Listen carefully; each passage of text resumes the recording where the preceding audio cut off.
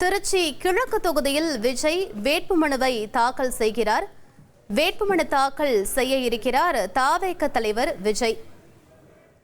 அதற்கு அங்கு அவர் வருகை தந்திருக்கக்கூடிய காட்சிகளையும் நாம் பார்த்து கொண்டிருக்கிறோம். திருச்சி கிழக்கு தொகுதியில் விஜய் தற்போது தன்னுடைய வேட்புமனுவை தாக்கல் செய்ய இருக்கிறார்.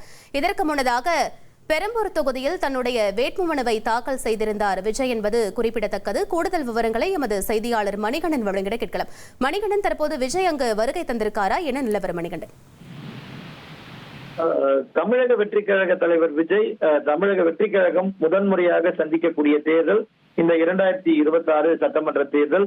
இந்த சட்டமன்ற தேர்தலில் முதல் முறையாக களம் காணக்கூடிய கட்சியுடைய தலைவர் விஜய் பெரம்பூர் தொகுதியில போட்டியிடுவார் என்பது ஏற்கனவே செய்திகளின் வாயிலாக நாம் அறிந்திருந்த ஒரு விஷயம். அந்த நிகழ்வின் கூடுதலாக திருச்சி கிழக்கு தொகுதியிலும் அவர் போட்டியிட இருக்கிறார் என்பதுதான் அவர் அதிகாரப்பூர்வமாக அறிவித்த செய்தி. அந்த அடிப்படையில 3 நாட்களுக்கு முன்பாக பெரம்பூர்ல போட்டியிடுவதற்கான வேட்புமனு தாக்கல் செய்த விஜய் பெரம்பூர்ல இருந்து அவரது தேர்தல் பரப்புரைய தொடங்கியிருந்தார்.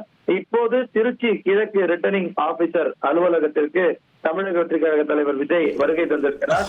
தமிழக வெற்றி கழக தலைவர் விஜயை பொறுத்தவரையில திருச்சி கிழக்கு சட்டமன்ற தொகுதியில போட்டியிடுவதற்கான வேட்புமனு தாக்கல் செய்துவிட்டு உடனடியாக பிரச்சார வாகனம் மூலமாக பரப்புரைய தொடங்க இருக்கிறார். இன்று திருச்சி கிழக்குல தான் இருக்கக்கூடிய தொகுதிக்கும் அது மட்டுமல்லாமல் லால்குடி, திருச்சி மேற்கு உள்ளிட்ட பகுதிகளில் போட்டியிடக்கூடிய வேட்பாளர்கள் ஆதரிக்கும் பரப்புரையை நடத்த திட்டமிட்டிருக்கின்றனர். விமான நிலையத்திலிருந்து புறப்பட்ட தமிழக வெற்றி கழக தலைவர் விஜய் முழுமையாக பிரச்சார வாகனத்துல மேலே நின்றபடியே அந்த நின்று கொண்டிருந்த தொண்டர்கள் அளித்த பரிசுகளையும் அதே போல பொருட்களையும் மலர்களையும் வாங்கி கொண்டு பரப்புரைய அவர்களை சந்தித்து பரப்புரையை ஏற்றுக்கொண்டவாறு வழங்கிய வரவேற்பு வாங்கியவாறு தற்போது திருச்சி கிழக்கு தேர்தல் நடத்தும் அதிகாரி அலுவலகத்தை வந்தடைக்கிறார். இன்னும் சிறிது நேரத்துல சரியாக 12 மணிக்கு அவர் வேட்புமனு தாக்கல் செய்வார்.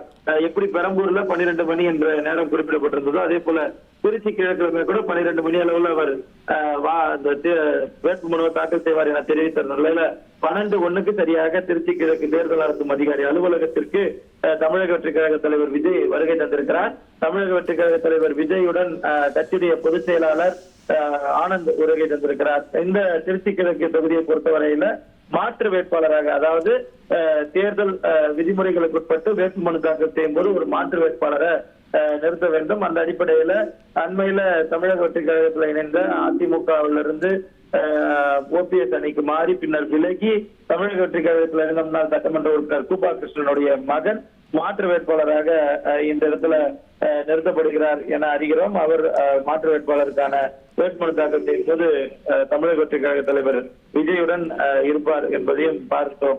அது மட்டுமல்லாமல் இந்த வேட்புமனு தாக்கல் செய்த கையோடு பரப்புரையும் தமிழக வெற்றி கழக தலைவர் விஜய் தொடங்க இருக்கிறார். எப்படி சென்னையில தமிழக வெற்றி கழகத்தை பொறுத்தவரையில ஒரு குறைந்த நேரத்துல அதிகபட்சமான உறுப்பினர்கள் சேர்க்கப்பட்ட இடமாக பெரம்பூர் இருக்கிறது.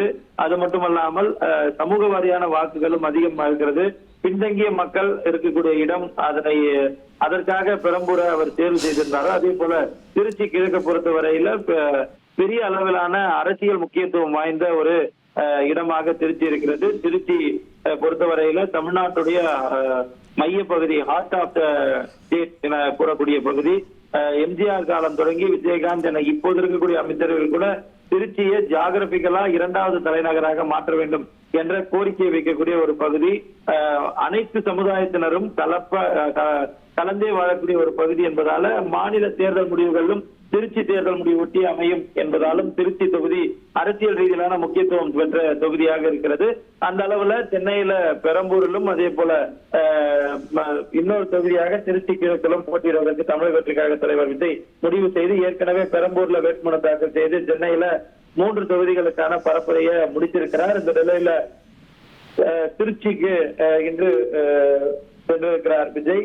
திருச்சியை தொடர்ந்து நாளை மறுநாள் பாண்டிச்சேரி, புதுவையில ஏற்கனவே தமிழக வெற்றி கழகம் சார்பில் மாஹே உள்ளிட்ட பகுதிகளில் 30 வேட்பாளர்கள் களமிறக்கப்பட்டவர்கள் பிரச்சாரங்கள் நடத்தி வருகின்றனர். அவர்கள் ஆதரவு தெரிவித்து 12 மணியிலிருந்து 4 மணி வரையில 4 இடங்கள்ல பரப்புரை செய்வதற்கு அனுமதி என்பது வழங்கப்பட்டிருக்கிறது. அதனைத் தொடர்ந்து தென் மாவட்டங்களுக்கு செல்வதற்கும் ஆயத்தமாகி வருகிறார். அதன் ஒரு பகுதியாக 7ஆம் தேதி திருநெல்வேலி ஆகிய பகுதிகளில் பிரச்சாரம் மேற்கொள்ள இருக்கிறார் என்பது செய்திகள் வாயிலாக அறிகிறோம். இப்போதைக்கு திருச்சி கிழக்கு தொகுதியில் வேட்புமனு தாக்கல் செய்வதற்காக தமிழக வெற்றி கழக தலைவர் விஜய் வருகை தந்திருக்கிறார். ஓகே, நீங்க திரையில ஒரு புறம் பார்க்கக்கூடிய விஷுவல்ஸ், அவர் பிரச்சாரம் செய்யக்கூடிய இடத்திலிருந்து நம்ம பார்க்கக்கூடிய விஷுவல்ஸ். இன்னொரு புறம் சற்று நேரத்துக்கு முன்பாக திருச்சியில தேர்தல் அலுவலகத்துக்கு ரிட்டர்னிங் ஆஃபீஸராக அமைந்திருக்கக்கூடிய அந்த இடத்துக்கு விஜயோடைய பிரச்சார வாகனம் வந்தது.